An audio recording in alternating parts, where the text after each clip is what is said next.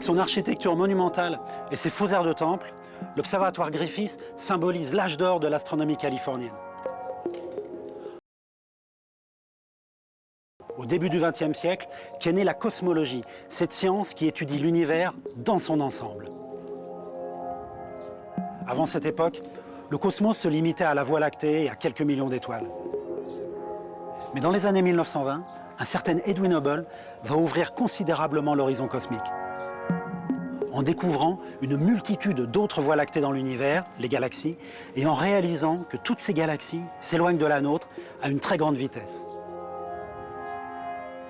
En quelques années, avec ces deux observations, Hubble va révéler l'architecture de l'univers, repousser prodigieusement ses limites et poser les bases de la théorie du Big Bang.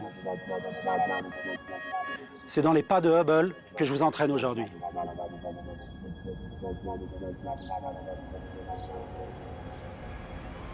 La Voie lactée est depuis longtemps invisible dans le ciel de Los Angeles. Désormais ici, la pollution lumineuse éclaire la nuit comme en plein jour. Les astres sont remplacés par des avions, des hélicoptères, des lasers qui percent le ciel. La ville est un véritable feu d'artifice nocturne. Dès le début du XXe siècle, les astronomes californiens vont s'éloigner de Los Angeles pour installer de nouveaux télescopes sous le ciel pur de la montagne. C'est grâce à l'argent des magnats du pétrole et de l'industrie que les astronomes américains vont élargir radicalement notre vision du cosmos. En effet, ces mécènes vont financer les plus puissants télescopes de l'époque. Les premières grandes découvertes vont être réalisées ici, au Mont Wilson.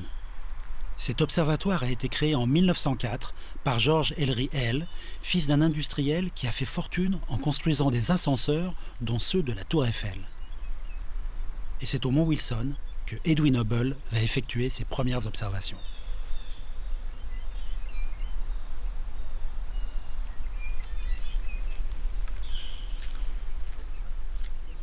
Je suis accueilli par Dev Jurasevich, astronome et gardien du temple. Il m'emmène au télescope de 1,50 m de diamètre, mis en service en 1908. Serge, je vais vous montrer une des choses intéressantes que nous avons ici au rez-de-chaussée de notre télescope d'1,50 m du Mont Wilson. On dirait des boîtes aux lettres? Non, ce ne sont pas des boîtes aux lettres. Ce sont les casiers où les astronomes qui travaillaient la nuit mettaient leur repas du soir. Je peux ouvrir? Allez-y.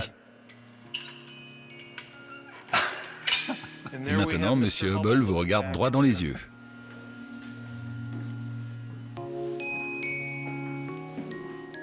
Dave, on est dans l'obscurité complète. Je sens bien qu'on est à quelques mètres du télescope. Je l'entends simplement à l'écho qu'on a dans cette coupole. Vous remarquez ces trois ampoules qui s'allument? Oui. Ce sont des ampoules Edison originales datant de 1908. Elles fonctionnent toujours 105 ans plus tard. Ah, c'est incroyable, c'est incroyable.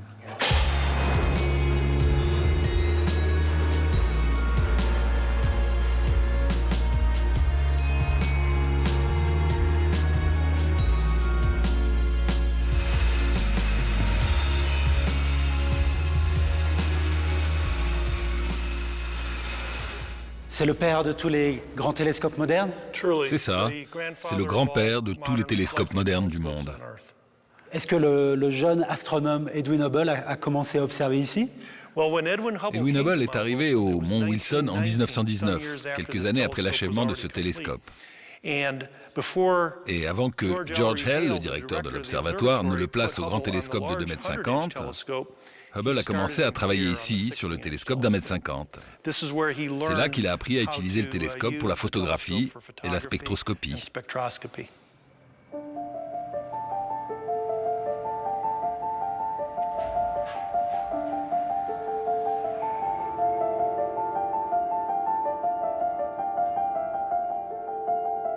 Grâce à ce télescope géant, aux capacités inégalées pour l'époque, le jeune astronome Edwin Hubble va observer et photographier une multitude de nébuleuses en forme de spirale. Lui et ses collègues ne savent pas vraiment à quoi correspondent ces objets flous. Est-ce que ce sont des tourbillons de gaz situés dans la Voie lactée, ou bien de gigantesques amas d'étoiles qui se trouvent bien au-delà? En ce début de XXe siècle, les astronomes pensaient que tout l'univers était contenu dans la Voie lactée. Un univers qui ne comptait guère que quelques millions d'étoiles et de nébuleuses.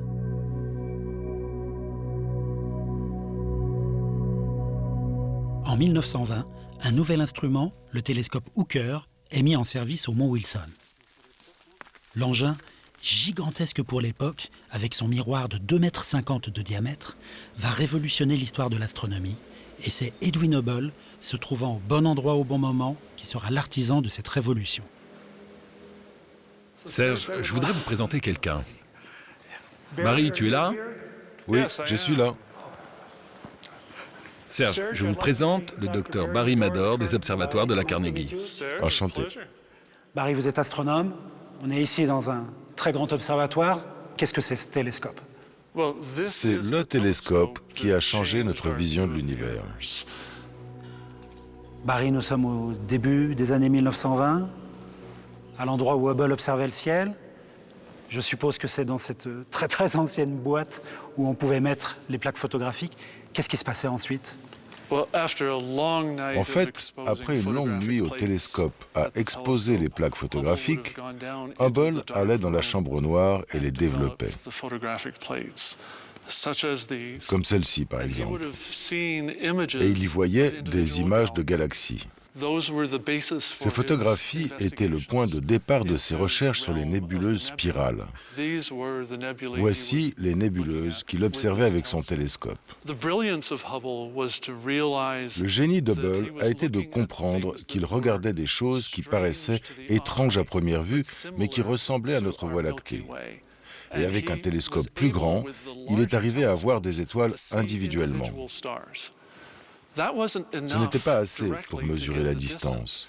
Donc il a pris des séries de photos, nuit après nuit, et a réussi à découvrir et démontrer qu'il y avait des étoiles qui changeaient dans ces galaxies. Il a eu le génie et la connaissance nécessaires pour identifier ces étoiles et reconnaître qu'elles étaient similaires, si ce n'est identiques, aux étoiles de notre propre galaxie et pour lesquelles on connaissait la distance. Et en comparant l'éclat des étoiles de notre galaxie et celui des étoiles variables céphéides qu'il avait découvert dans la galaxie d'Andromède, il fut capable de convaincre le monde qu'il avait trouvé la bonne distance et que cette distance était bien plus grande que quiconque n'avait jamais pu l'imaginer. Wow. Cette image est celle de la première étoile variable qu'Hubble lui-même a annotée. Sur la plaque photographique, c'est son écriture. Il était très heureux. Le point d'exclamation en témoigne. À ce moment-là, il prend conscience de ce qu'il a découvert. Il sait ce que cela implique. Cette image est l'une des plus importantes de l'histoire de l'astronomie. Une simple photographie qui élargit considérablement l'horizon cosmique.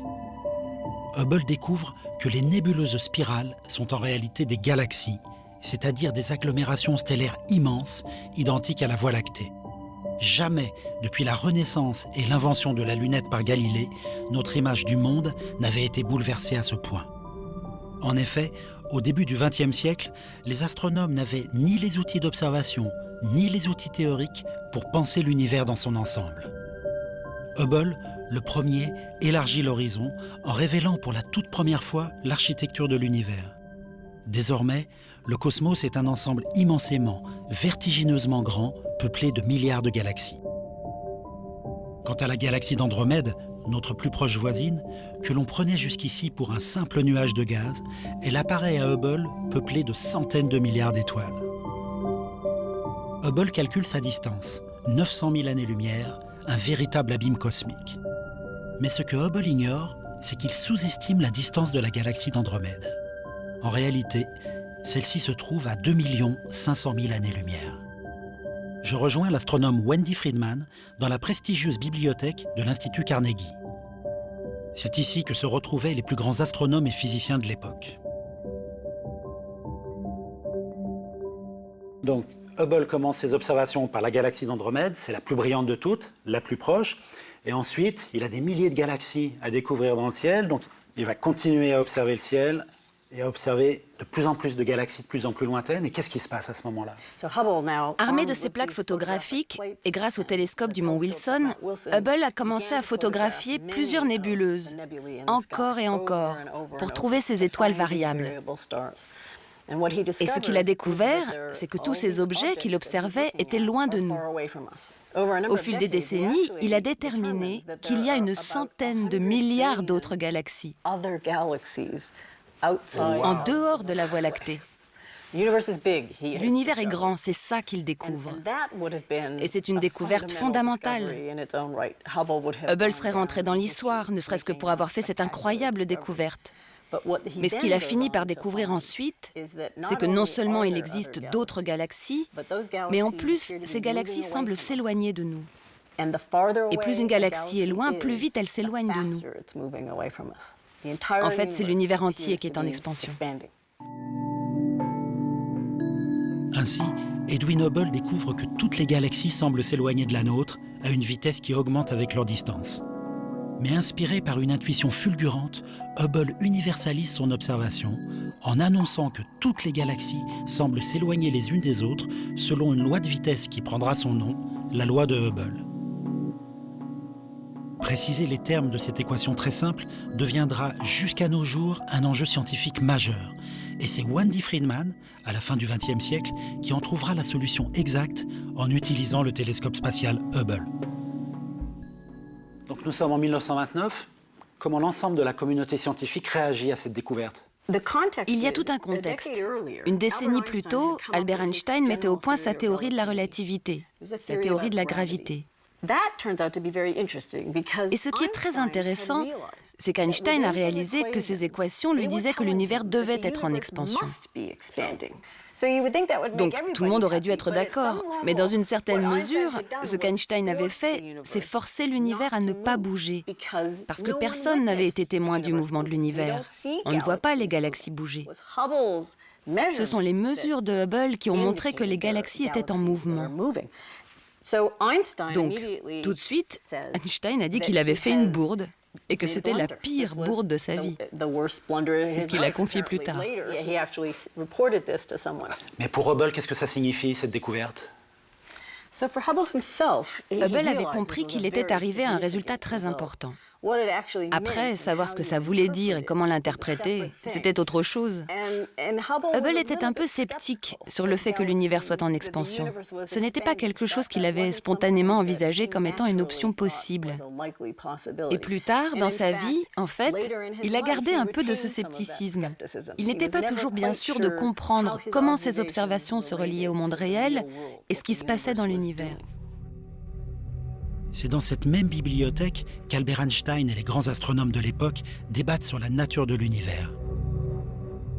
Einstein, qui croyait le cosmos statique, comme d'ailleurs tous les scientifiques à ce moment-là, rate l'extraordinaire découverte que lui suggère pourtant sa propre théorie de la relativité générale. Et c'est un astronome belge, Georges Lemaître, qui le premier utilise les équations d'Einstein pour proposer un modèle d'univers dynamique.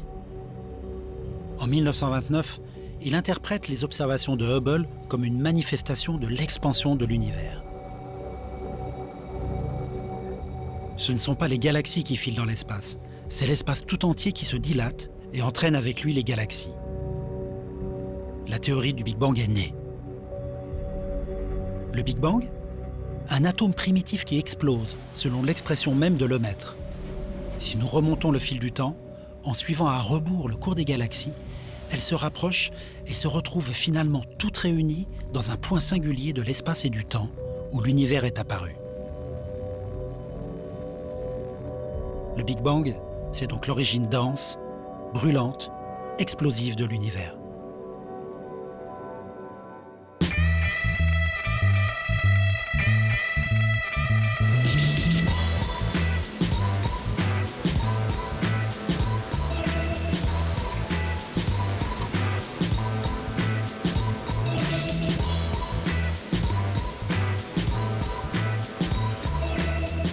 Je ne peux pas quitter le télescope historique du mont Wilson, le plus important de toute l'histoire de l'astronomie avec la lunette de Galilée, sans demander une petite faveur à Dave.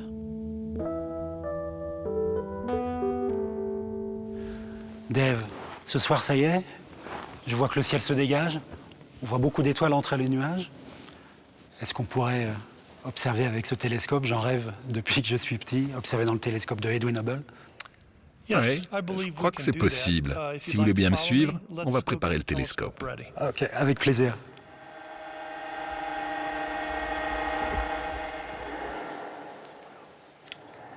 Voilà, ok.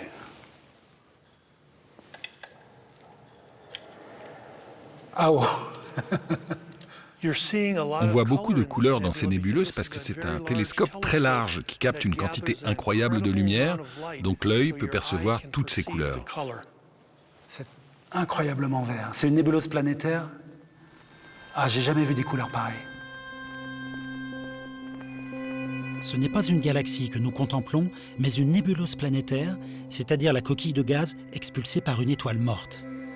Je sais que rien de plus beau ne peut être vu dans un grand télescope. En effet, le rayonnement de l'étoile qui s'éteint lentement électrise le gaz autour d'elle. Les couleurs de cet astre sont irréelles.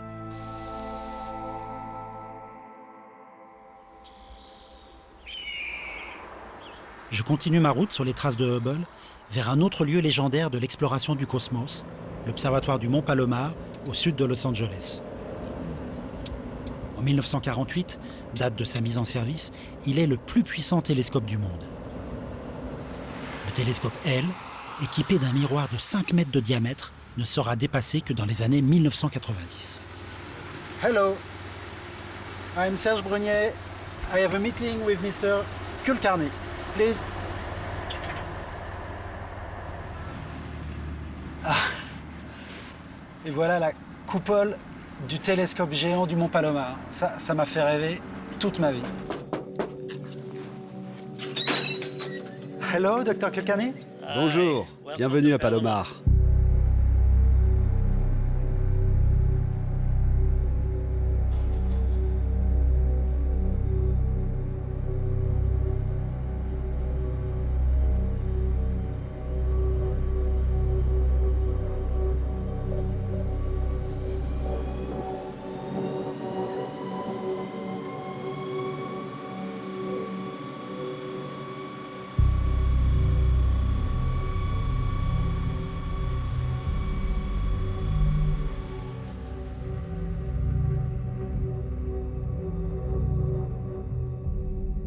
Pendant que les physiciens confrontent leur modèle du cosmos, Hubble poursuit son exploration des galaxies lointaines.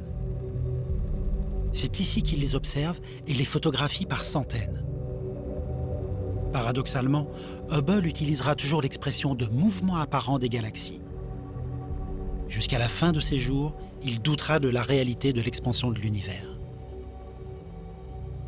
Hubble a montré l'expansion de l'univers. Ce qu'on appelle la constante d'Hubble a été à peu près définie. Les gens ont mis du temps à se faire l'idée de l'expansion de l'univers. Ce n'est pas évident. L'objectif suivant a été d'en mesurer ce qu'on appelle la courbure. Est-ce que l'univers va continuer à s'étendre ou est-ce qu'il va ralentir? Ce télescope a été spécialement construit pour mesurer la courbure de l'univers. Malheureusement, en 1949, quand le télescope a enfin été mis en service, Hubble souffrait des suites d'une crise cardiaque. Comme c'était notre plus fameux astronome, il a quand même eu le privilège de réaliser les premières observations avec ce télescope.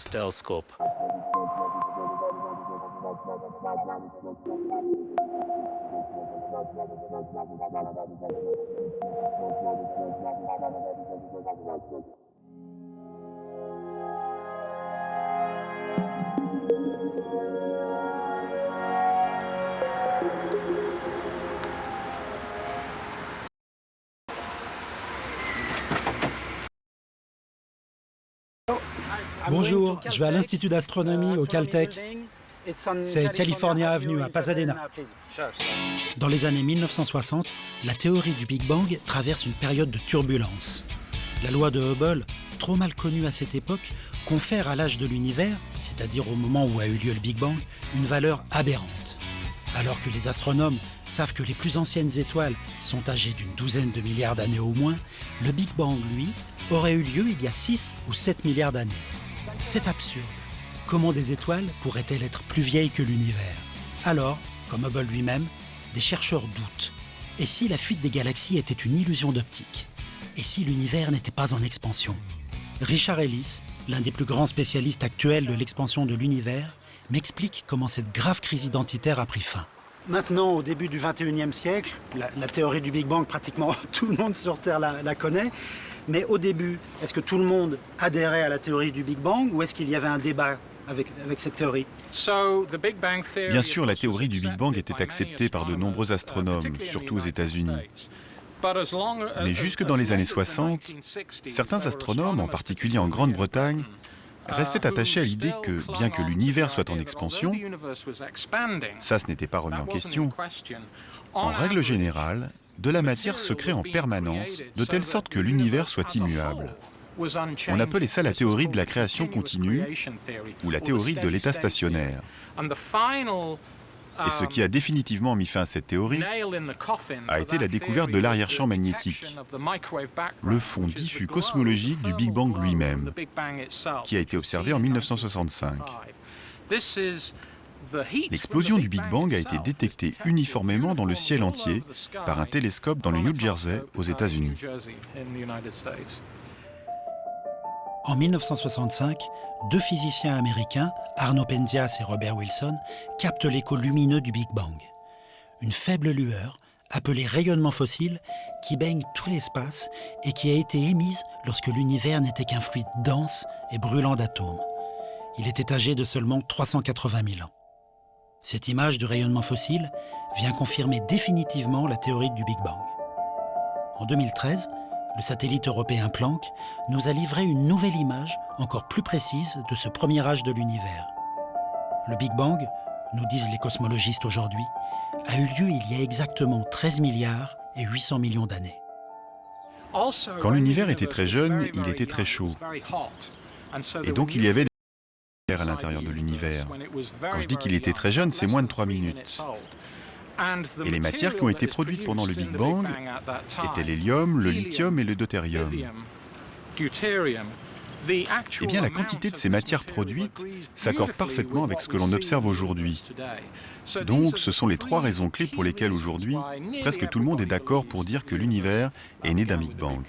Si je vous comprends bien, la théorie du Big Bang est bien établie, donc on n'a plus à observer le ciel pour la prouver mieux?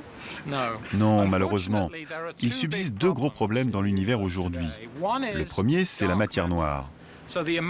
La plupart de la matière dans l'univers est cachée dans l'obscurité. Et nous ne savons pas ce qu'est la matière noire.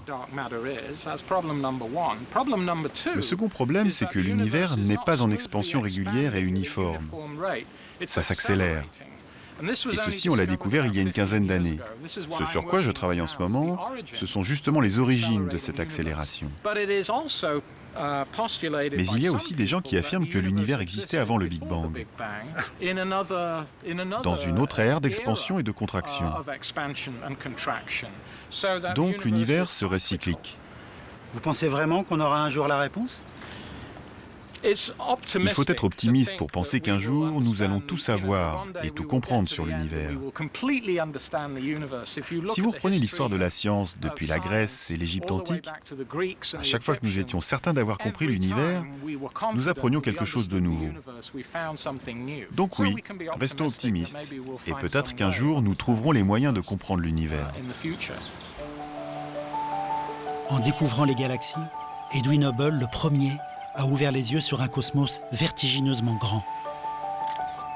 Surtout, il a permis à Einstein, à Lemaître, de repenser radicalement le monde. Avant Hubble, l'univers était éternel, statique, inchangé. Aujourd'hui, le cosmos est dynamique, en évolution, vivant presque. Il a une histoire. Cette histoire, défrichée par Edwin Hubble et ses héritiers au Mont Wilson et au Mont Palomar, les astronomes contemporains continuent patiemment de l'écrire avec le télescope spatial Hubble.